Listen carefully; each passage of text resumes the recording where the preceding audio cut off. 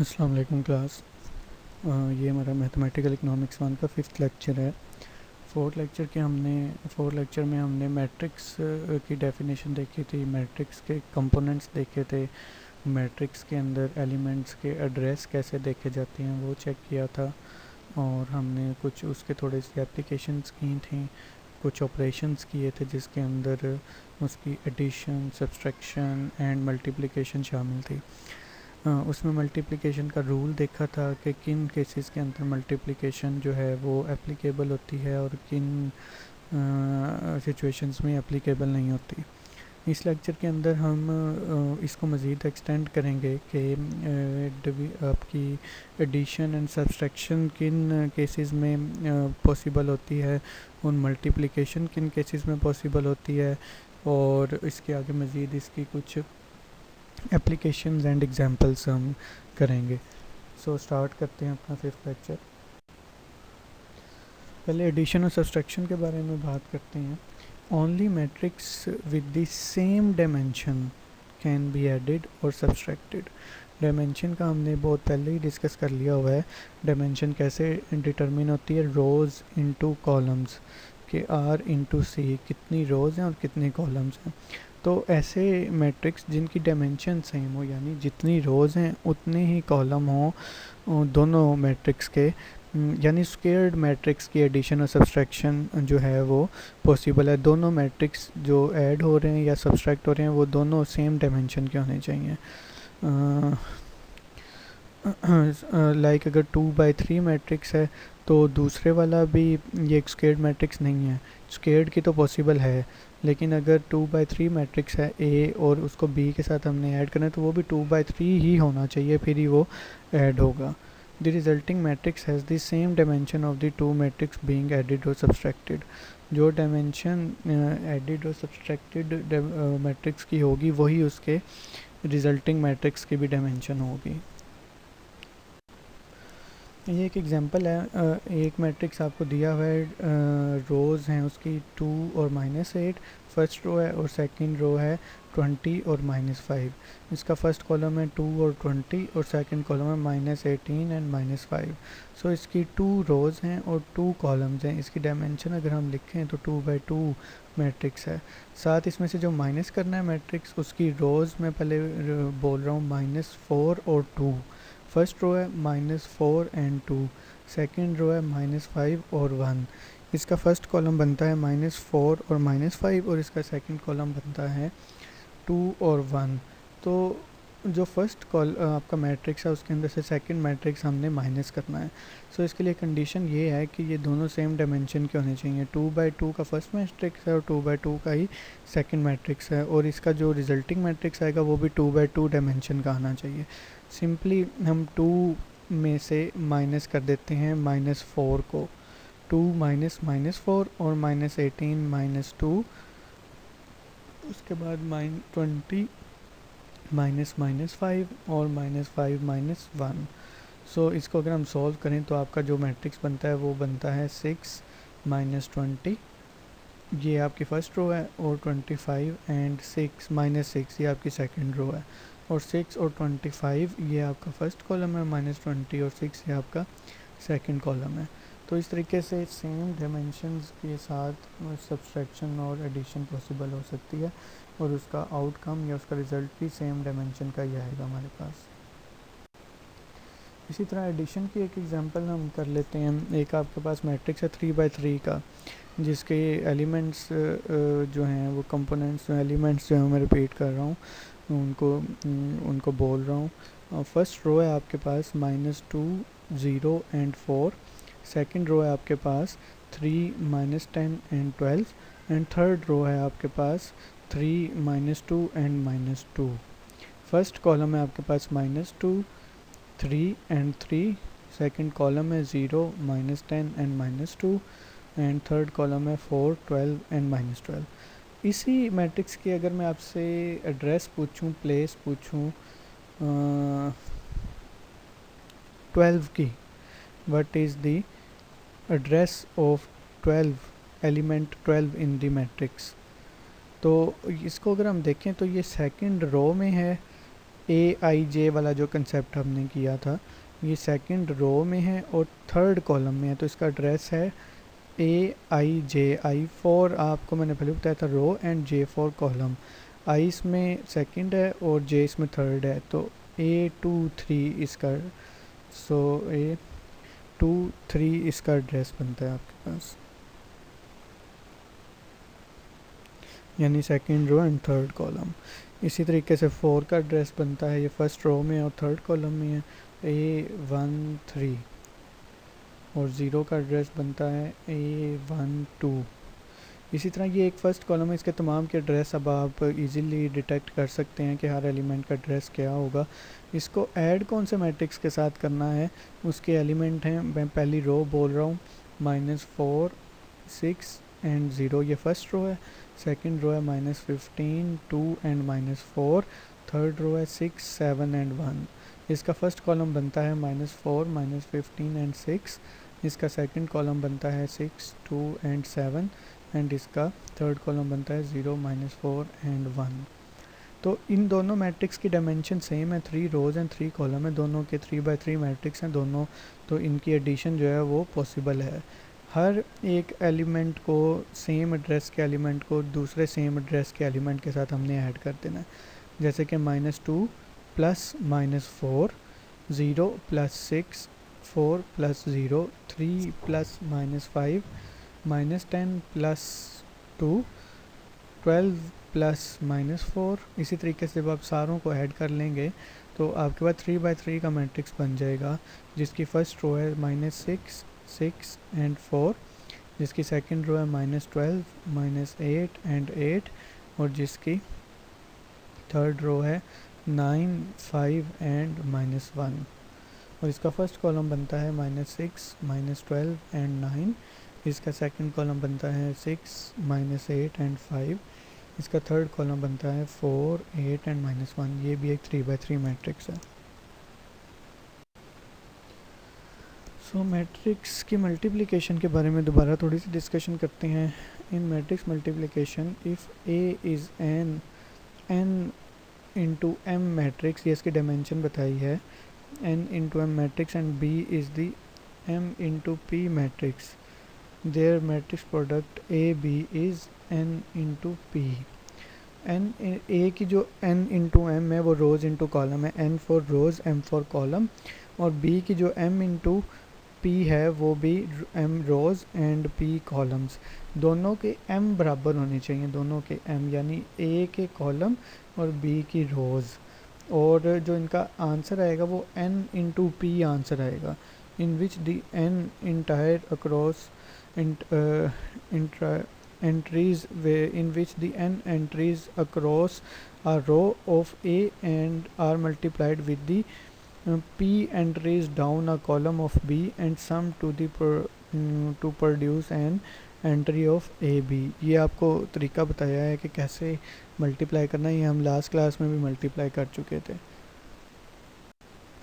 ये इसी का थोड़ा सा और एक्सप्लेन किया गया हुआ है कि m इंटू एन, अगर हम इसको m इंटू एन लें, m अगर हम फर्स्ट कॉलम की जो डायमेंशन है m इंटू एन, m को अगर हम लेते हैं रोज़ एंड n को लेते हैं कॉलम, और दूसरी की p इंटू आर लें और p को हम लेते हैं रोज़ और r को हम लेते हैं कॉलम, तो ये जो दरमियान में जो n और p बन रहे हैं ये सेम होने चाहिए। यहाँ पे जो n था वो फर्स्ट मैट्रिक्स का कॉलम था और जो p है वो सेकंड मैट्रिक्स की रो है, तो ये दोनों आपस में सेम होनी चाहिए। अगर ये सेम होगी तो जो है वो मल्टीप्लिकेशन पॉसिबल हो सकती है। अगर ये सेम है तो इनकी जो m इंटू आर, यानी फर्स्ट कॉलम की फर्स्ट मैट्रिक्स की जितनी रोज़ थी और सेकंड मैट्रिक्स के जितने कॉलम थे, इसकी डायमेंशन का m इंटू आर डायमेंशन का जो रिज़ल्ट आएगा, मैट्रिक्स का जो आंसर आएगा इन दोनों को मल्टीप्लाई करके, वो इस डायमेंशन का होगा m into R. Note that a into B might be defined but b into A undefined. तो ये इसको ज़रूरी नहीं है कि अगर a इंटू बी मैट्रिक्स जो है वो मल्टीप्लाई हो रहा है तो ज़रूरी नहीं है कि b इंटू ए भी मल्टीप्लाई हो। ये हम जब इसकी प्रॉपर्टीज़ करेंगे तो फिर हम इसमें देखेंगे कि ये कई दफ़ा पॉसिबल नहीं भी होता. Another way to say if multiplication is possible is the number of columns in the first matrix must be equal to the number of rows in the second matrix. ये हमने पहले भी डिस्कस किया हुआ है. ये एग्जांपल है इस चीज़ को समझने के लिए कि मल्टीप्लिकेशन कैसे पॉसिबल हो सकती है. एग्जांपल में आपको ए मैट्रिक्स दिया हुआ है जिसकी डायमेंशन उन्होंने दिया 3/2 यानी 3 रोज़ एंड 2 कॉलम्स. एक बी मैट्रिक्स दिया हुआ है जिसकी उन्होंने आपको एग्जांपल दी है कि वो 2/4 डायमेंशन का यानी 2 रोज़ एंड 4 कॉलम्स. और एक सी मैट्रिक्स दिया हुआ है जो 3/3 मैट्रिक्स का यानी 3 rows and 3 columns. Which of the following products will be defined, यानी अगर ये नीचे आपको ऑप्शंस दी हुई हैं प्रोडक्ट्स की, अगर ए को बी से मल्टीप्लाई करें, बी को ए के साथ मल्टीप्लाई करें, सी को बी के साथ, डिफरेंट प्रोडक्ट्स में कौन कौन सी प्रोडक्ट्स पॉसिबल है मल्टीप्लिकेशन में. If they are defined what will be the order of the product be, दे तो उनके जो आंसर आना है उसका ऑर्डर क्या होगा. तो हम सबसे पहले हमारे पास जो ऑप्शन है वो ए इंटू बी है, यानी अगर ए को बी से मल्टीप्लाई करें, फिर बी को ए के साथ मल्टीप्लाई करें, फिर सी को बी के साथ मल्टीप्लाई करें, फिर सी को सी के साथ मल्टीप्लाई करें, और अगर ए को सी के साथ मल्टीप्लाई करें. ये वाली पॉसिबिलिटीज़ हैं मल्टीप्लिकेशंस की जो हमने चेक करनी है कि ये पॉसिबल हो सकती हैं कि नहीं हो सकती. दोबारा वही कंसेप्ट यूज़ करेंगे, हर एक की डायमेंशन को कंपेयर करेंगे दूसरी की डायमेंशन के साथ. तो देखते हैं कैसे होगा. एग्जाम्पल नंबर 1 जो थी आपके पास, जो ए था वो ए इंटू बी था.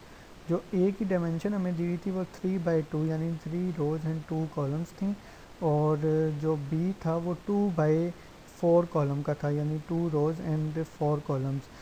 अब देखें कि इन दोनों को अगर हम लिखें, पहले की डायमेंशन और दूसरे की डायमेंशन एक साथ लिखें, ए इंटू बी की डायमेंशन को अगर हम लिखें तो ए की कॉलम्स 2 और बी की रोज़ 2, 2 ये दरमियान वाले 2 आपस में बराबर हैं, तो ये पॉसिबल है, इट कैन बी मल्टीप्लाइड. और इसका आंसर क्या आएगा, इसका आंसर आएगा पहले कॉलम की रोज़ इंटू दूसरे कॉलम, सॉरी पहले मैट्रिक्स की रोज़ इंटू दूसरे मैट्रिक्स के कॉलम. तो 3/4 इसका आंसर आएगा. इसका रिजल्टेंट मैट्रिक्स जो होगा वो 3/4 का होगा, यानी दरमियान वाली 2 जो हैं वो कॉमन होनी चाहिए आपके, ये 2 और 2 जैसे कॉमन है. ये देखें अब बी, ए इंटू बी तो पॉसिबल है, अगर ए को बी के साथ मल्टीप्लाई करते हैं तो पॉसिबल है, लेकिन अगर बी को ए के साथ मल्टीप्लाई करें तो देखते हैं कि पॉसिबल है कि नहीं. अगर बी इंटू ए लिखें तो पहले बी की डायमेंशन आएगी 2/4 और फिर मल्टीप्लाई बाय ए की डायमेंशन आएगी 3/2. तो 4 और 3 ये बराबर नहीं है, यानी बी मैट्रिक्स के कॉलम ए मैट्रिक्स की रोज़ के बराबर नहीं है, तो ये अनडिफाइंड है, ये मल्टीप्लाई नहीं हो सकता.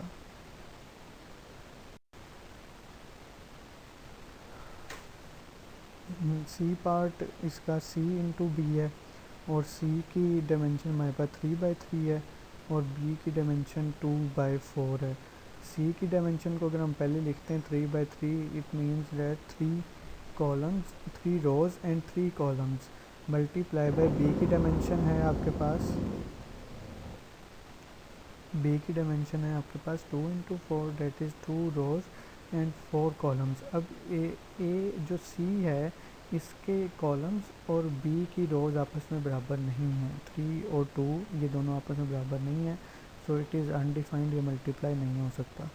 जो डी पार्ट था वो सी इंटू सी था, यानी सी को सेम सी के साथ अगर मल्टीप्लाई करें तो सी की डायमेंशन है 3/3 that is 3 rows and 3 columns, और इसके साथ मल्टीप्लाई करें 3/3 को 3 रोज़ एंड 3 कॉलम्स, तो ये दरमियान वाले 3 जो हैं आपस में दोनों बराबर हैं, और इनका जो रिजल्टेंट आंसर आएगा, आंसर मैट्रिक्स जो आएगा वो भी 3/3 मैट्रिक्स ही होगा.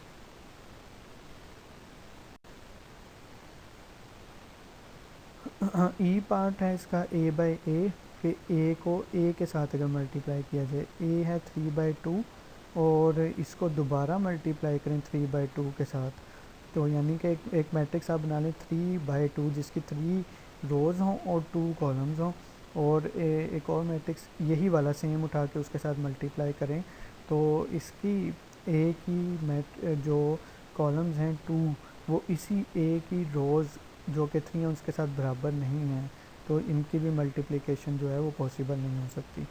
अब आप लोगों ने क्या करना है, ये जितनी भी एग्जांपल्स थी ई तक, ए इंटू बी इंटू ए, आपने हाइपोथेटिकल मैट्रिक्स जनरेट करने हैं सेम डायमेंशंस के। ए का मैट्रिक्स आपने जनरेट करना है 3/2 होना चाहिए। अपनी तरफ से एलिमेंट्स ले लें, 2 ले लें, एक एलिमेंट 5 ले लें, एक एलिमेंट 10 ले लें, यानी 3 रोज़ होनी चाहिए उनकी और 2 कॉलम्स होने चाहिए। इसी तरह बी का मैट्रिक्स भी सेम डायमेंशन का आपने ज्यूम करना है, 3 सी का भी मैट्रिक्स आपने सेम डायमेंशन 3/3 का ज्यूम करना है।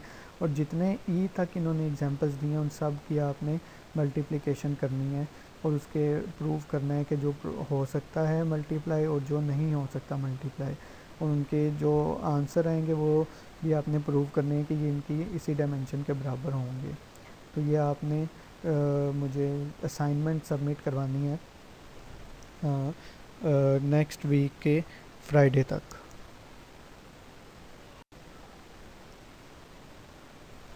ये तो था कि पता कैसे चलेगा कि मैट्रिक्स मल्टीप्लाई हो रहे हैं या नहीं हो रहे, या मैट्रिक्स की मल्टीप्लिकेशन पॉसिबल है या नहीं है। अगर पॉसिबल है तो उसका रिज़ल्ट मैट्रिक्स क्या आएगा।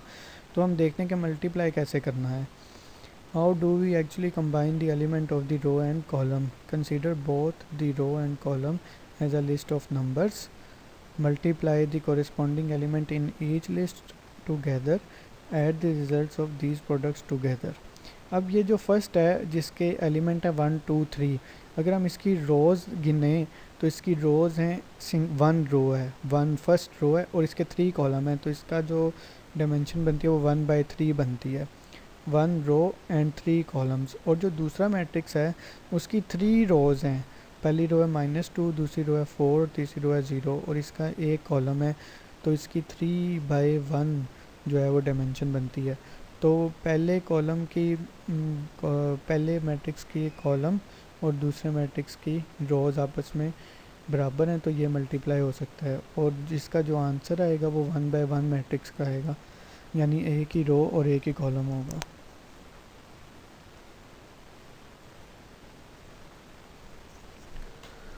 स्टार्ट करते हैं।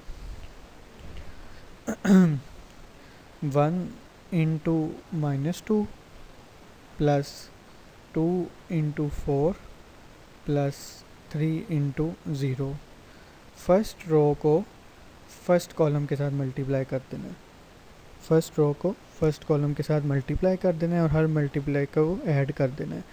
1 into -2 plus 2 into 4 plus 3 into 0। तो 1 इंटू -2 का आंसर -2 आ जाएगा, प्लस 2 इंटू 4 का आंसर 8 आ जाएगा, प्लस 3 इंटू 0 का आंसर 0 आ जाएगा। तो अब जब आपके पास ये क्या बन गया, -2 प्लस 8 प्लस 0, इसका आंसर 6 आएगा। तो ये एक 1/1 मैट्रिक्स है जिसकी 1 रो है और 1 ही कॉलम है। ये एक और मल्टीप्लिकेशन का एक एग्जांपल है। ए मैट्रिक्स है 3/3 का, 3 rows and 3 columns, and B matrix भी 3/3 का है, तो इसकी 3 रोज़ और बी की 3 कॉलम्स और ए मैट्रिक्स के 3 कॉलम्स और बी मैट्रिक्स की 3 रोज़ आपस में बराबर हैं, तो ये मल्टीप्लाई हो सकता है और इसका जो रिजल्टेंट आंसर आएगा वो भी 3/3 मैट्रिक्स का आना चाहिए। तो इसको मल्टीप्लाई करते हैं। वो क्या तरीका है, जैसे हमने पहले किया है कि पहले एक मैट्रिक्स की रो को दूसरे मैट्रिक्स के कॉलम के साथ आपने मल्टीप्लाई कर देना।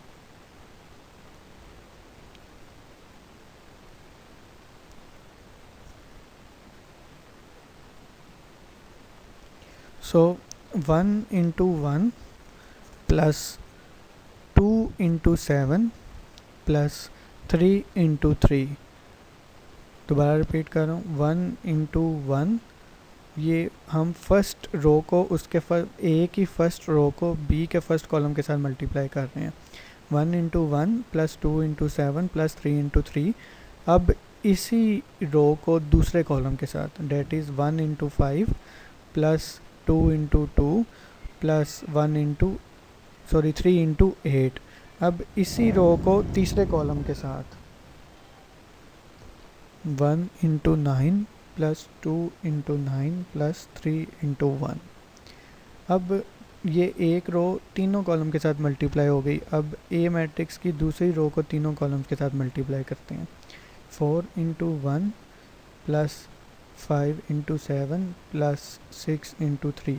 अब दूसरी रो को दूसरे कॉलम के साथ 4 × 5 प्लस 5 × 2 प्लस 6 × 8। अब दूसरी रो को तीसरे कॉलम के साथ 4 × 9 प्लस 5 × 9 प्लस 6 × 1।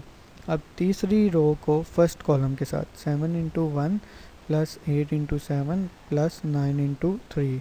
अब थर्ड रो को सेकंड कॉलम के साथ 7 × 5 प्लस 8 × 2 प्लस 9 × 8।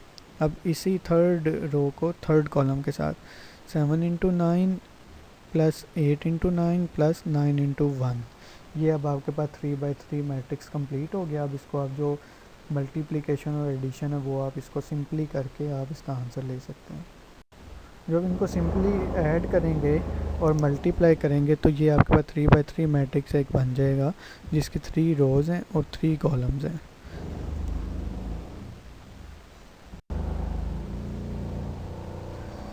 ये एक इकोनॉमिक एप्लीकेशन है इसकी। इकोनॉमिक के मैट्रिक्स की मल्टीप्लिकेशन को हम इकोनॉमिकली कैसे जो है वो एक्सप्लेन कर सकते हैं। Julian's noodle house sells pad Thai for $10.40, nasi जॉर्ज for $11.50 and spring rolls for $6। ये एक जुलाइंस नूडल हाउस है जिसके पास 3 प्रोडक्ट्स हैं, पैड थाई और नेसी जोरंग और स्प्रिंग रोल्स। ये 3 आइटम्स ये सेल कर रहे हैं। पहला आइटम $10.4 का, दूसरा आइटम $11.50 का, तीसरा आइटम $6 का। This is represented with the cost matrix. इसकी कॉस्ट मैट्रिक्स जो है वो उन्होंने आपको दी हुई है रो वाइज। जो 10.40 है वो फर्स्ट आइटम की जो है वो सेल है, सेकंड आइटम की 11.50 है, थर्ड आइटम की 6 है। अच्छा, ये तो आपके पास इनकी जो है वो सेल्स आ गई। तो कॉस्ट आ गई है, उन्होंने कॉस्ट आइटम दी हुई है इसकी। और सेकंड इंफॉर्मेशन क्या है, हर sales for those 3 items over 1 week are represented in a matrix. एक हफ्ते की, अब एक हफ्ते में 5 वर्किंग डेज होते हैं, उन 5 डेज़ की उन्होंने सेल दी हुई है मैट्रिक्स के अंदर, where each column represents a week day and each row represent a menu item. इसमें जो कॉलम हैं वो आपके पास वीक डेज़ हैं, हफ्ते के वर्किंग डेज़ जो होते हैं वो हैं कॉलम्स, और 5 कॉलम्स हैं, it means that 5 working days हैं। और आपके पास जो रोज़ हैं वो मेन्यू को एक्सप्लेन कर रही हैं। 3 रोज़ हैं आपके पास, इट मींस डैट 3 मेन्यू है आपके पास, वही पैड थाई और नेसी और स्प्रिंग रोल्स। तो ये आपके पास 3 रोज़ और 5 कॉलम, 3×5 का एक मैट्रिक्स है जो सेल्स को एक्सप्लेन कर रहा है। इसमें हम किसी भी मैट्रिक्स का एड्रेस देख सकते हैं। अगर हम जो आपके पास है 5 एक तो एक फर्स्ट रो में 5 है आपके पास, एक सेकंड रो में भी 5 है। इस 5 का एड्रेस अगर हम देखना चाहें तो हम कहते हैं कि ये सेकंड रो में है, सेकंड रो में। और रो तो मेन्यू को एक्सप्लेन कर रहे थे, यानी कि ये सेकंड मेन्यू, और सेकंड मेन्यू आपके पास नेसी गोंज, यानी कि ये सेकंड वाला मेन्यू है। और सेकंड वाले मेन्यू की ये कॉलम कौन सा है, 4, और फोर्थ कॉलम फोर्थ डे, यानी मंडे, ट्यूसडे, वेडनेसडे, थर्सडे, यानी थर्सडे वाले दिन आपके सेकंड मेन्यू की इतनी $5 की सेल हुई थी। इसकी ये इंटरप्रिटेशन है। इसी तरीके से जो थर्ड रो के अंदर 9 है, थर्ड रो के अंदर जो 9 है उसकी क्या इंटरप्रिटेशन होगी, उसका क्या एड्रेस होगा। थर्ड रो जो है वो आपकी मेन्यू को एक्सप्लेन कर रही है, यानी यहाँ पे जो 9 है वो थर्ड मेन्यू का नंबर। थर्ड मेन्यू क्या था, स्प्रिंग रोल, यानी स्प्रिंग रोल की जो सेल थी वो $9 हुई थी। किस दिन, ये सेकंड कॉलम के अंदर है, और कॉलम वीकडेज को यानी ट्यूसडे वाले दिन आपकी थर्ड मेन्यू की $9 की सेल हुई थी। इसी तरह जो 21 है, 21 वो आपके पास थर्ड रो में है, यानी थर्ड मेन्यू है, और फिफ्थ डे है, Monday Tuesday Wednesday Thursday Friday. Friday को आपकी थर्ड जो है वो menu that is spring roll, उसकी जो सेल थी वो $21 की हुई थी।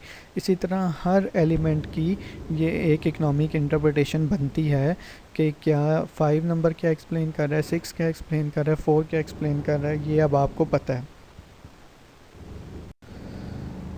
इन्होंने पहला क्वेश्चन ही आपसे वो पूछा है, how many pad thais were sold on Thursday. Pad thai first menu है और थर्सडे बनता है फोर्थ डे, तो यानी कि वो आपसे पूछ रहे हैं पहली रो और चौथे कॉलम का एलिमेंट वो 7 बनता है, ठीक है। 7 की सेल की, 7 पैड थाई उन्होंने थर्सडे वाले दिन सेल किए थे। तो इस तरह किसी भी मैं ये भी पूछ सकता हूँ, how many spring rolls were sold on Monday, तो यानी कि स्प्रिंग रोल थर्ड मेन्यू है, यानी और मेन्यू जो है वो रोज़ को एक्सप्लेन कर रहा है, और थर्ड रो का पूछा, थर्ड मेन्यू है, तो थर्ड रो के अंदर पहला कॉलम, थर्ड रो के अंदर पहला कॉलम वो आप देख लें कि वो कौन सा नंबर बनता है, डेट इज़ 12, थर्ड रो के अंदर पहला कॉलम। तो इस तरीके से किसी भी तरह का ये क्वेश्चन आपसे पूछा जा सकता है कि ये क्या एक्सप्लेन करता है। So write a matrix product to calculate the amount of money made each day and calculate the product. तो प्रोडक्ट कैलकुलेट करनी है हमने इन दोनों की, कि इन दोनों में ईच डे में हर डेली बेसिस पे 5 दिनों में कितने कितने पैसे कमाए। कॉस्ट उसकी दी हुई है और सेल भी दी हुई है, तो ये अब हमने देखना है कि उन्होंने कितने पैसे कमाए। तो मल्टीप्लिकेशन इनकी करनी है हमने इसको निकालने के लिए। तो जो आपके पास फर्स्ट मैट्रिक्स है जिसकी 10.4, 11.5 और 6 है, इसकी अगर आप रोज़ कैलकुलेट करें, इसकी एक ही रो है, सिंगल रो है, और इसके कॉलम्स कितने 3, ये 1/3 मैट्रिक्स है, 1/3। हम पहले देखते हैं कि इसकी मल्टीप्लिकेशन पॉसिबल है कि नहीं है। और जो सेकंड आपके पास कॉलम है उसकी कितनी रोज़ हैं 3, और मैट्रिक उसके कॉलम कितने हैं 5, वो 3/5, 1/3 इंटू 3/5। हाँ ये ठीक है, ये 3 और 3 मैच हो रहे हैं, ये इनकी जो है वो पॉसिबल है मल्टीप्लिकेशन, और इसका आंसर क्या आएगा 1/5। ओके, तो हम इसको मल्टीप्लाई करते हैं, पहली रो को पहले कॉलम के साथ मल्टीप्लाई कर दें, 10.40 into 5 plus 11.50 into 2 plus 6.0 into 12, इन तीनों को मल्टीप्लाई करके प्लस करेंगे तो 147 आंसर आएगा।